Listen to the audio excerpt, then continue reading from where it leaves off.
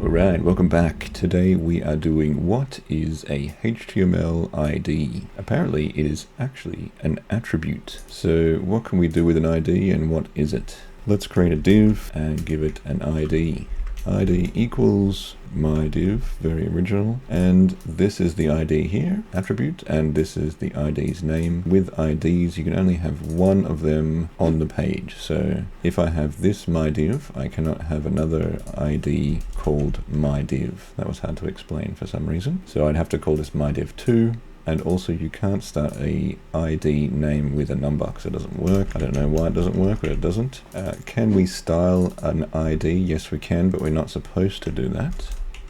But you can style it with a hash. So if you want to target my div in CSS, you just put a hash in front of the my div and you can style it that way. And another thing that we can do with an ID is use it as a jump link. So if we wanted to link to this my div, we could go ahref and then equals hash my div and then do a link, text link, you can't even see it, and you can't jump to this one because it's kind of right under there. So this will be right here. We'd have to add a whole bunch of padding there, which I guess we can do with our style here. So we go margin top 500 pixels. In my other videos I actually noticed that I didn't have the whole code window there, but now I do. Alright, so now this is down here in the X, and we can use this as a jump link, and still hasn't got enough margin. Let's go to 1500, okay, and make sure that we're not targeting the hash already. So reload, and click. There we go, and that's using as a jump link. So it actually jumps all the way to the bottom of the X. And that is what a ID is in HTML. That was pretty quick, wasn't it? How to style it, how to link to it, and what it is. There you go. So different to a class and still pretty cool.